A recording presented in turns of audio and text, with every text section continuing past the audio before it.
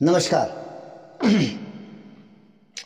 गुण रहस्य ज्योतिष केंद्र में आपका हार्दिक स्वागत है, अभिनंदन है। प्रिय बंधुओं, सर्वप्रथम आप सभी का धन्यवाद जिन्होंने कि मेरे इस YouTube चैनल को सब्सक्राइब किया, शेयर किया, इसमें अपने बहुमूल्य कमेंट छोड़े। आगे मुझे क्या करना चाहिए मैं उस पर काम भी करता हूं। आप लोगों ने जब भी मुझे एडवाइस किया, और विशेषता अब ये जो है मुझे जो है वीडियो नए सिरे से बनाना पड़ेगा।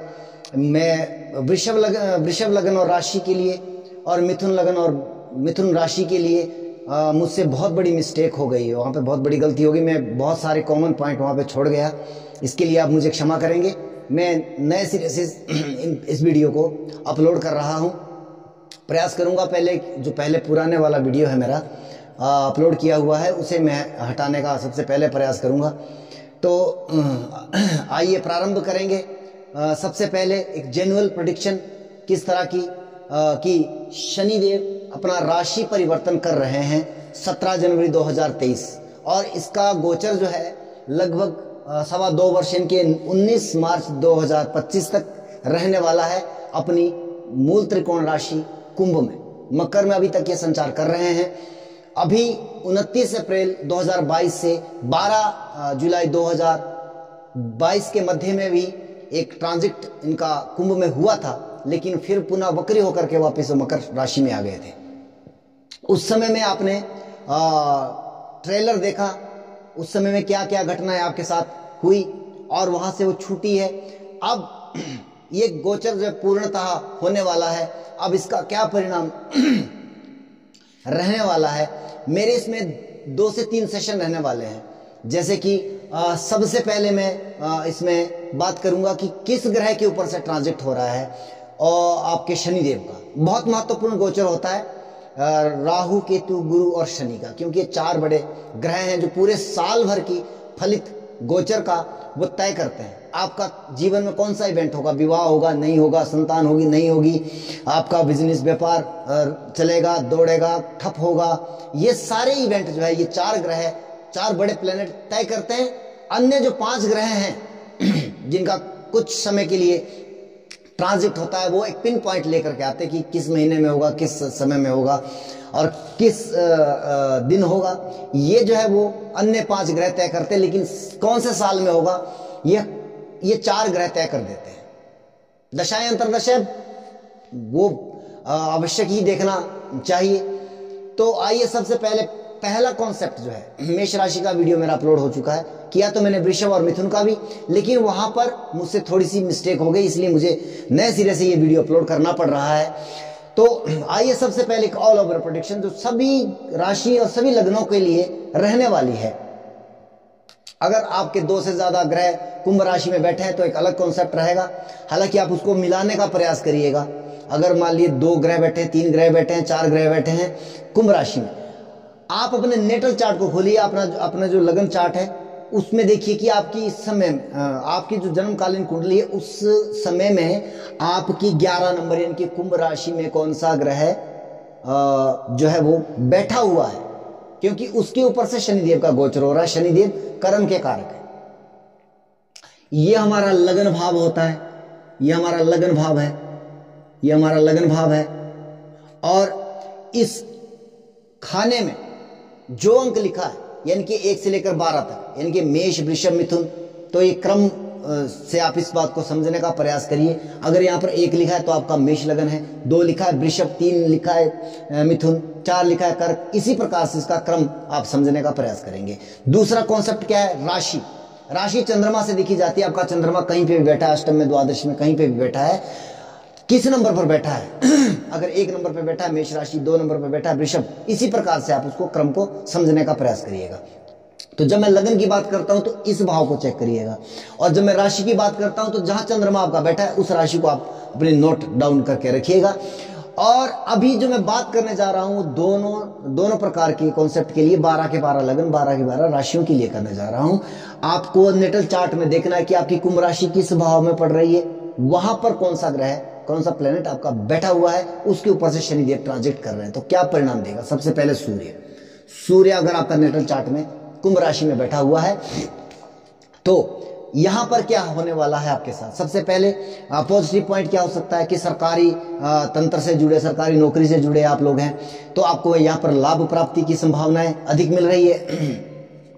सरकार से जुड़ा कोई कार्य फंसा हुआ था, अब आपको प्राप्त हो रहा है। अगर आप सरकारी कॉन्ट्रैक्टर है, आपको कॉन्ट्रैक्ट मिलने की संभावना है और ये सवा दो वर्ष का ट्रांजिट है, आप यहाँ पर अच्छा अर्न कर सकते हो। लेकिन नकारात्मक क्या रहेगा? क्योंकि सूर्य पिता का कारक है, शनि का गोचर उनके ऊपर से हो रहा है, तो पिता के स्वास्थ्य को कहीं ना कहीं समस्या दे सकता है। दूसरे में बात करेंगे चंद्रमा की। अगर चंद्रमा आपका नेटल चार्ट में यहाँ बैठा है, इनकी तब आपकी कुंभ राशि है। चंद्रमा अगर आपका यहाँ पर बैठा है कुंभ राशि में, तो ये समय हालांकि आपके लिए 7.5 वाला पीरियड है। मैंने जैसे कि मैं हमेशा कहता हूं 7.5 मतलब होता है जिम्मेवारी। आपको जिम्मेवारी नहीं, कोई जिम्मेवारी आपके पास आ सकती है। जैसे कि मैं कई बार इस बात को उदाहरण देता हूं कि एक व्यक्ति है, वो प्रिंसिपल नहीं है कॉलेज में, अध्यापक है, साधारण अध्यापक है, लेकिन क्या हुआ कि वहां से प्रिंसिपल की ट्रांसफर हो गई और वहां पर जो है आपको क्योंकि आप सबसे सीनियर हो, आपको प्रिंसिपल की कुर्सी पर बिठा दिया जाता है, जबकि आपको सैलरी लेक्चरर की मिल रही है और काम आपको प्रिंसिपल वाला करना पड़ रहा है। इस तरह की जिम्मेवारियां जो 7.5 और 28 के समय में आपको फेस करनी पड़ती है। जैसे कि अब मान लीजिए घर में आपका कोई मुखिया है, वो या बाहर चला गया या उसका स्वास्थ्य खराब हो गया, या भगवान ना करे उसकी वो इस संसार से ही चला गया, आपके ऊपर अचानक जिम्मेवारी आ गई, वो 7.5 है, वो 28 है। इसकी जिम्मेवारी वो आपको मानसिक परेशानी करता है। अब होगा, अभी तक आप जो जिन जिम्मेवारियों से भाग रहे थे वो आपके ऊपर पड़ने वाली है, तो आपके साथ इस तरह की परिस्थितियां रहेगी। अब इसके बाद बात करते हैं मंगल की। अगर नेटल चार्ट में आपका मंगल यहां पर बैठा है कुंभ राशि में, तो खास करके आप ऊर्जावान रहने वाले हो, आपका शरीर काफी ऊर्जावान रहेगा, काफी स्ट्रगल करना पड़ेगा, मेहनत आपको अधिक करनी पड़ेगी। कहीं ना कहीं स्वास्थ्य को लेकर के आपको चिंता जरूर करनी चाहिए। आपको रक्त संबंधी विकार हो सकता है, आपको चोट चपेट लगने की संभावना बनती है, तो आपके लिए यह समय थोड़ा सा इस तरह का मुश्किलें लेकर के आ रहा है। इसके बाद करते हैं बात बुध की। बुध अगर आपका यहां पर है, बुध वाणी का कारक है, बुद्धि का कारक है, ज्ञान का कारक है, टेक्नोलॉजी का कारक है। तो इन सभी चीजों में ये, क्योंकि शनि कर्म का कारक है, और देखिए शनि ऑल ओवर कर्म का कारक है। हर प्रकार का कर्म, अच्छा बुरा, चोरी डकैती, सच्चाई बुराई, विवाह शादी गमी, हर एक कारक शनिदेव, कर्म का कारक शनिदेव। लेकिन जब एक पर्टिकुलर कर्म की बात आ जाती है तो वहां पर अन्य ग्रह के कारकत्व आ जाते हैं। जैसे विवाह का कारक हमें गुरु मानते हैं, तो जब गुरु और शनि का दृष्टिगत संबंध बनता है या कुछ भी, वो मैं इस कॉन्सेप्ट में आपको क्लियर नहीं कर पाता हूं, क्योंकि विद्यार्थी जीवन की बातें हैं, आम आदमी इस बात को नहीं समझ सकता है। लेकिन तभी आपका विवाह हो सकता है, संतान तभी आपकी हो सकती है जब वो उस कर्म से टकराएगा। ये एक फेस है। ज्योतिष का मतलब होता है योग, जुड़ना। जब तक ये जुड़ेगा नहीं, बोलते ना अकेला चना जो है वो भाड़ नहीं फोड़ सकता है, तो इसलिए ज्योतिष में खेल होता है सारा योगों। तो ये जब गोचर में इस तरह का योग बनाता है तो वहां पे आपके इवेंट होने की संभावना बनती है। बैंकिंग सेक्टर में हो आप अगर टेक्नोलॉजी की फील्ड में हो, आपको लाभ प्राप्ति हो रही है। आप वाणी के कर्म में हो, आप एस्ट्रोलॉजर हो या अकाउंटेंट हो, सीए हो, तो आपके लिए यह समय बहुत बेहतर परिणाम लेकर के आ रहा है। अगर बुध देव आपके कुंभ राशि में आपके नेटल चार्ट में बैठे हुए हैं। मुझे लगता है ये पेन जो है वो ठीक ढंग से काम नहीं कर रहा है। इसके बाद बात करते हैं, बुध के बाद करते हैं गुरु की। अगर गुरु आपके नेटल चार्ट में कुंभ राशि में है, हालांकि शनि के घर में जो गुरु को अच्छा नहीं माना जाता है, लेकिन वो है तो है। शनि देव का गोचर हो रहा है, एक बहुत ही शानदार समय है, क्योंकि गुरु ऑल ओवर कर्म का कारक है, विवाह का कारक है, संतान का कारक है, धन का कारक है, भाग्य का कारक है, हर चीज का कारक है, ज्ञान का कारक है, विज्ञान का कारक है, हर चीज का कारक गुरु है। गुरु अगर आपका नेटल चार्ट में आपके 11 नंबर राशि में बैठा हुआ, मैं किसी भाव की बात नहीं कर रहा हूं, किसी इसकी बात नहीं कर रहा हूं, आप इस बात को समझिएगा।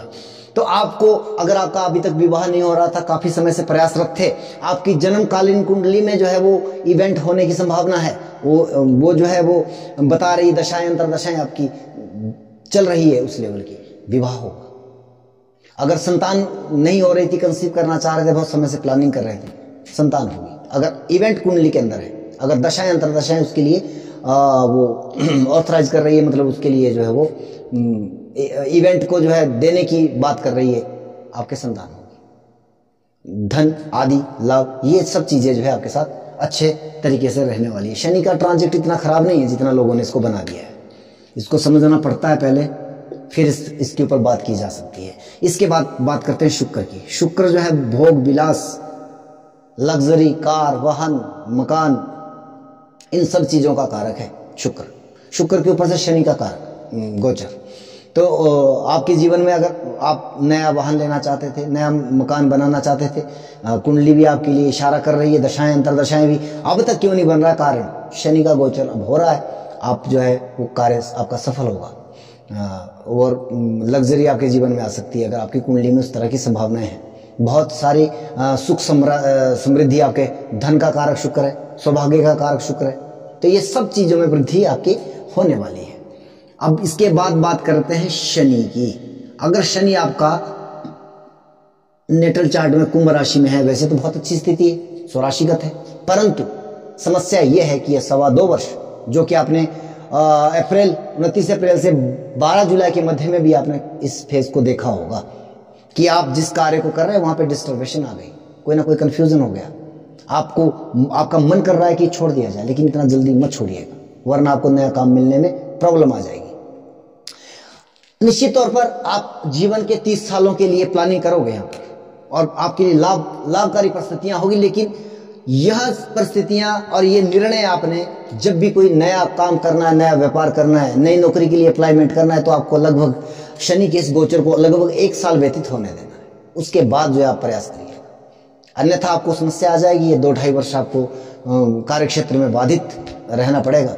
हालांकि आप व्यवस्थित हो जाओगे, लेकिन ये लॉन्ग टर्म की बातें होती है, आप ये 2-2.5 वर्ष सरवाइव कर पाओगे, वो मुश्किल कार्य हो जाता है। इसलिए आप यहाँ पर थोड़ा सा बच करके, अब हालांकि आपको कार्य क्षेत्र में बहुत समस्या आने वाली है निश्चित तौर पर, इसमें कोई संदेह नहीं है, तो इस तरह से, लेकिन लॉन्ग टर्म के लिए आप अगर निर्णय लेंगे, सही फैसला आपने किया जो कि आप करोगे, तो आपको वो अगले 30 वर्षों के लिए वो प्लानिंग करने की आवश्यकता नहीं पड़ेगी, अगर आप सोच समझ के कोई कार्य करते हो। राहु के ऊपर से ट्रांजिट, राहु अगर आपके नेटल चार्ट में कुंभ राशि में है, समस्या आ गई, ये मार्ग परिस्थितियां निर्मित हो रही है, मार्ग परिस्थितियां निर्मित हो रही है। केतु, राहु और केतु के ऊपर से जब शनि का ट्रांजिट या शनि के ऊपर से राहु केतु का ट्रांजिट, ये बहुत ही नकारात्मक एक समस्या है। कोई ज्योतिषी आपके कह रहे होंगे कि आपके, मान लीजिए जैसे मेष राशि 11th हाउस में शनि चले गए, अब आपके लिए जीवन में बरसात होने वाली है धन की।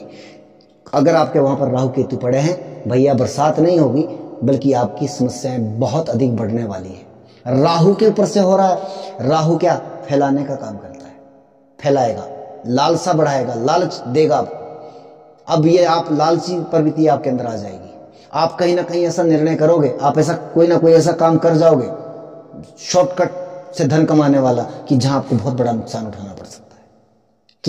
केतु आपको मुक्ति का कारक है, चीजों को सिकुड़ने का काम करता है। आप जो काम कर रहे हो उसमें आपका मन नहीं लगने वाला है, आप उसको छोड़ने का प्रयास करोगे, नया काम में भी आपका मन नहीं लगेगा, ये भी वही परिस्थिति आ जाएगी, आप ये करेंगे वो करेंगे, पूरा समय जो है आपके लिए कंफ्यूजन वाला रहने वाला है। दशाएं अंतरदशाएं नकारात्मक है, ज्यादा खराब, लेकिन अगर दशाएं अंतरदशाएं अनुकूल है, फिर भी समस्या है। तो ये तो रहा ऑल ओवर प्रेडिक्शन। अब मैं 2 सेशन पकड़ूंगा, राशि के और गोचर के, लगन के, तो आप उसके लिए जरूरी सूचना आप सभी के लिए कि मैं पिछले कुछ दिनों से अपने चैनल पर एक अलग प्रकार का एक कमेंट सेक्शन में एक मैसेज देख रहा हूं, जो बहुत प्रशंसा करता है मेरे विषय में, कि इन गुरुजी ने मेरा विवाह करवा दिया, मेरा प्रेम संबंध जुड़वा दिया, वशीकरण आदि करके इन्होंने जो है वो कोई टोटका दे करके मुझे जो है मेरे प्रेमी से मिलवा दिया, और वो बदल बदल के आईडी से जो है मैसेज आ रहा है यूट्यूब चैनल पर, और मेरा विषय से विषयांतर मैंने कर लिया क्योंकि मैं मुझे ये सूचना देना जरूरी लगा। तो मैं आपको बताना चाहूँगा कि मेरा ऐसे किसी तंत्र विद्या से या किसी ऐसे व्यक्ति से कोई संबंध नहीं है, और वहाँ पर नंबर किसी और का डाल करके वो सूचना दी जा रही है कि आप कृपया इनसे इस नंबर पर संपर्क करें। तो अगर आप लोग उस कमेंट सेक्शन के द्वारा, उस मोबाइल नंबर के द्वारा जो है जुड़ रहे हैं, तो उसकी जिम्मेवारी आपकी होगी। मेरा सूचित करना आपके लिए कर्तव्य बनता था। मेरा मोबाइल नंबर आपको मैं बता दूं, 94-184-17-927, और ये मेरा इकलौता नंबर है। इसके सिवा मेरा कोई भी नंबर नहीं है। तो कृपया जो है वो नकली लोगों से सावधान रहें। धन्यवाद। आज बात करूंगा सिंह लगन व सिंह राशि के जातकों की। सबसे पहले सिंह राशि, आपके लिए आपका अगर चंद्रमा जो है 5 नंबर पर नेटल चार्ट में है तो आपकी सिंह राशि है, और अगर खाना नंबर 1 में आपका जो है वो 5 नंबर लिखा है तो आपकी सिंह राशि है। तो अच्छा, यहाँ पर सप्तम में जो है शनि का ट्रांजिट हो रहा है, तो सिमिलर रहने वाला है सिंह राशि के जातकों के लिए भी और सिंह लगन के जातकों के लिए भी। और मैंने जैसे कि हर वीडियो में मैं बताता हूँ कि राशि में क्या अलग हो सकता है और लगन से क्या अलग हो सकता है, तो जहाँ पर वो डिफ्रेंसिएशन आएगा वहाँ पर मैं राशि और लगन की बातें अलग अलग करूँगा। यहाँ पर सिंह राशि के जातक है अगर, या सिंह लगन के जातक है, तो आपके लिए सिमिलर प्रेडिक्शन रहने वाली है। सामान्य तौर पर आपके सप्तम भाव से शनिदेव ट्रांजिट कर रहे हैं। हालांकि शनि जो है वो अलगावकारी ग्रह की सूची में रखा जाता है, पर मेरा ऐसा मानना नहीं है। अगर शनिदेव आपके सप्तम भाव में है, हाँ वो चीजों को डिले करता है, डिनाई नहीं करें। शनि जिस भाव में बैठता है उस भाव के परिणाम देता है, लेकिन थोड़ा सा डिले करके देता है, थोड़ा सा लेट देता है। तो अच्छा, यहां पर सप्तम भाव से अब ट्रांजिट हो रहा है, तो यहाँ पर क्या हो सकता है, आपके विवाह आदि के कार्य जो पेंडिंग में वो जा सकते हैं, या जो जैसे कि कई बार होता है कि आप रिलेशनशिप में हो या आपके रिश्तों की बात, आज के समय में खैर इस तरह की बातें तो नहीं होती है। अगर आपका जो है विवाह के लिए प्रस्ताव पारित हुआ है, स्वीकृति मिली है, लेकिन फिर क्या उसमें अंतर आ सकता है अब इस ट्रांजिट के कारण कि वह विवाह थोड़ा सा पोस्टपोन हो जाएगा या थोड़ा डिले हो जाएगा। इस तरह की परिस्थितियां यहाँ पर रहने वाली है। बाकी कामकाजी व्यवसायिक गतिविधियों के लिए सामान्य तौर पर रहने वाला है। आपके वो राशि के ऊपर या आपके लगन के ऊपर इसकी दृष्टि आ रही है, भाग्य स्थान पर दृष्टि आ रही है, और दसम दृष्टि इसके चतुर्थ भाव पर आ रही है। तो शनि की दृष्टियों में थोड़ा सा समस्या जरूर होती है। तो पिता के स्वास्थ्य को लेकर के समस्या यहाँ पर सामान्य तौर पर एक जो ऑल ओवर प्रेडिक्शन हम कह सकते हैं, और यहाँ पर माता के स्वास्थ्य, दोनों के स्वास्थ्य को लेकर के प्रॉब्लम। आपके अगर आप ग्रस्त जीवन में है तो यहाँ पर आपके जो लाइफ पार्टनर है, पति या पत्नी, उसके स्वास्थ्य को लेकर के, क्योंकि शनि कई बार जो है रोग देता है और लॉन्ग टर्म वाले रोग देता है, तो यहाँ पर आपको थोड़ा सा सावधानी बरतनी है। मानसिक अशांति यहाँ पर आपको प्राप्त हो सकती है क्योंकि इसकी दृष्टि सप्तम भाव पर पड़ रही है।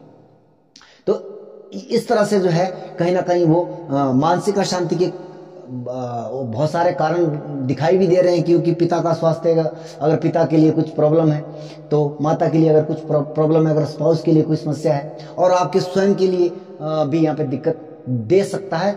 अगर दशाएं अंतरदशाएं अनुकूल है, ऐसी कोई स्थितियां नहीं हो रही है, फिर इस स्थिति को आप सामान्य मानिए। अगर हाँ दशा अंतरदशाएं खराब है, लेकिन अब इस बात को आपको समझना है कि कब ये ज्यादा खराब हो सकता है।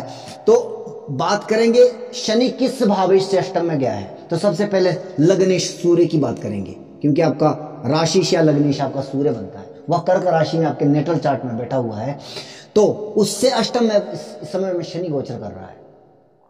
तो क्या होगा, मान सम्मान में हानि। सूर्य वैसे भी मान सम्मान का कारक है, प्रतिष्ठा में हानि, और अब यहां पर मैं कह सकता हूं कि आपके खुद के स्वास्थ्य को लेकर के भी परेशानी दिखाई दे रही है। और इसके बाद अगर आपका बुध यहां पर बैठा है, आपका द्वितीय और लाभेश है, और ऑल ओवर मतलब सिंह राशि या सिंह लगन के जातकों के लिए बुध जो है वो धनदायक ग्रह होता है। हालांकि मार्ग परिस्थितियां निर्मित करता है, त्रिशडाय होता है, थोड़ा उस वे में अगर इसको सोचेंगे नकारात्मक परिणाम देता है। त्रिशडाय है तो समस्या देता है व्यक्तिगत तौर पर, सामान्य तौर पर, लेकिन अर्थव्यवस्था का मालिक आपका बुध है। तो अर्थव्यवस्था कहीं ना कहीं धन को लेकर के आपका मामला फंसेगा, कहीं ना कहीं आपको धन की प्रॉब्लम फेस करनी पड़ेगी इस दौरान में। और कहीं ना कहीं कुटुंब परिवार में या बड़े भाई को लेकर के कहीं तनाव या उनसे मतांतर या उनके स्वास्थ्य को लेकर के या कुटुंब परिवार में कोई नकारात्मक वो स्थितियां, कलेश, लड़ाई झगड़े आदि इस तरह की स्थितियां यहाँ पर निर्मित होगी अगर बुध नेटल चार्ट में आपका कर्क राशि में बैठा हुआ है, सिंह राशि और सिंह लगन के जातकों के लिए। अब बात करते हैं, शुक्र आपका तृतीयेश है और दशमेश भी है। अगर शुक्र आपका द्वादश भाव में इनके कर्क राशि में बैठा हुआ है आपके नेटल चार्ट में, आपकी जन्मकालीन कुंडली में, क्योंकि आपका दशमेश भी तृतीयेश भी है, तो यहाँ पर आप बहुत मेहनत करोगे, संघर्ष करोगे, लड़ करके बहुत, लेकिन लाभ कम प्राप्त होगा। आपके कर्म क्षेत्र में थोड़ा सा डिले हो जाएगा, कर्म क्षेत्र में आपको पेंडिंग में पड़ जाएगा। जैसे काम आप प्लानिंग कर रहे थे वो अचानक से रुक जाएगा, या कोई आप नया काम, मैं कहता हूं कि नया काम ना ही करें तो ज्यादा बेहतर रहेगा। तो ये मेरी तरफ से एडवाइस रहेगी आपके लिए। उसके बाद बात करते हैं मंगल की। मंगल आपके चतुर्थेश भी और भाग्येश भी है, पूर्ण योग कारक ग्रह आपके लिए बनते हैं। ये परिस्थिति थोड़ी सी ज्यादा नकारात्मक है, कारण कि योग कारक ग्रह से अष्टम में शनि का गोचर कहीं ना कहीं पूरी कुंडली, ऑल ओवर कुंडली को प्रभावित करता है। चौथा भाव हमारा मातृ सुख है, माता का सुख है, उनके स्वास्थ्य को प्रॉब्लम रहेगी। वाहन मकान आदि की समस्या आप फेस कर सकते हैं। जमीन जायदाद से संबंधित मामलों में दिक्कतें यहाँ पे फेस करनी पड़ सकती है आपको। और भाग्येश भी आपका मंगल बनता है, पिता के स्वास्थ्य को लेकर के, धर्म कर्म के काम में समस्या, और भाग्य के द्वारा जो काम होते हैं व्यक्ति के, उसमें कहीं ना कहीं अड़चन होती हुई दिखाई दे रही है। इसके बाद अगर हम बात करेंगे देवगुरु बृहस्पति की, देवगुरु बृहस्पति भी आपकी कुंडली में योग कारक हैं। तो देवगुरु आपके नवमेश भी अष्टमेश भी है, तो पीड़ादायक स्थिति है। खास करके संतति का मामला, संतान आदि है तो उनको कहीं ना कहीं स्वास्थ्य को लेकर के प्रॉब्लम है। बुद्धिमता, बुद्धि से किए जाने वाले निर्णय, आप ऐसे समय में कोई गलत निर्णय ले सकते, तो इससे बचने का प्रयास करिएगा। आपने कोई भी कार्य करना है उसको बहुत विचार करके, एक बार नहीं, बहुत उससे जिस कार्य को आप कर रहे हो उसको बहुत स्टडी करें, तब जाके आप निर्णय करें। मैं कहता हूँ 10 बार नहीं, आप 1000 बार सोचिए, उसके विशेषज्ञों से जानकारी पहले प्राप्त करें, अन्यथा आपका निर्णय गलत हो सकता है और बाद में लॉन्ग टर्म में उसके नुकसान हो सकते हैं। इसके बाद मैं बात करूंगा शनिदेव की। अगर शनिदेव आपके कर्क राशि में है, यानी कि द्वादश भाव में आपके जन्मकालीन कुंडली में है, राशि से 12वें में है, लगन से 12वें में है, सिंगल, तो यहाँ पर क्या है कि आपके छठे भाव के मालिक है, सप्तमेश भी है। तो यहाँ पर 2-3 प्रकार की समस्या दिखाई दे रही है। एक रोग, ऋण, शत्रु आपके हावी रहने वाले हैं। लड़ाई झगड़ों से आप बिल्कुल दूर रहें, अन्यथा ये समस्या काफी विकट हो सकती है। द्वादश भाव एक्टिवेशन में आ चुका है, छठा भाव एक्टिवेशन में आ चुका है, सप्तम भाव एक्टिवेशन में आ चुका है, मारक भी आपका, त्रिशडाय भी आपका, लड़ाई झगड़ा, और यहां तक कि 12वें भाव में स्वयं बैठा होगा। तो यहां पर अगर कानूनी मामला है, बच कर रहिएगा, आपको जेल यात्रा करने की संभावना भी यहाँ पर दिखाई दे रही है। दशांतर दशाएं अगर नकारात्मक चल रही है, डेफिनेटली वहां पर आपको सावधानी बरतनी है। ऋण हो सके तो मत लीजिएगा, वरना आप वहां पर फंस सकते हो। तो यहाँ पर आपको थोड़ा सा सावधानी, स्पाउस को मामला खराब हो सकता है, स्वास्थ्य को लेकर के चिंता हो सकती है उनसे। अब यहाँ पर जो मैं कह रहा हूं कि ये सप्तम में, इसलिए नहीं कि 7वें में आपका शनि गोचर कर रहा है, बल्कि इसलिए कि आपके शनि से, आपके सप्तमेश से आपका सप्तमेश अष्टम में गोचर कर रहा है, तब अब आपके स्पाउस को ज्यादा समस्या हो सकती है स्वास्थ्य को लेकर के, या विच्छेद भी हो सकता है यहाँ पर। तो आपको दशांतर दशाएं अपनी कुंडली के ऊपर हमेशा नजर रखनी है, वहां पर समस्या मुझे दिखाई दे रही है। इसके बाद अगर कंप्लीट चंद्रमा, अगर आपका चंद्रमा स्वराशिगत है, द्वादशेश से अष्टम में जा रहा है शनि, 7.5 की समस्या है। अगर आप फिर सिंह लगन के और अगर कर्क राशि के जातक है तो 7.5, मैंने इसके बारे में कर्क लगन और कर्क राशि की जातकों की उसमें वीडियो में आपको बताया है। तो अगर आप ऐसे हैं तो आप उस वीडियो को भी आप अवश्य देख लें, वो मेरे यूट्यूब पर पड़ी हुई है, तो मैं उसके ऊपर ज़्यादा नहीं जिम्मेवारी देता, आप उसको समझने का प्रयास करें। वीडियो को अंत तक देखने के लिए हार्दिक धन्यवाद, शुभकामनाएं।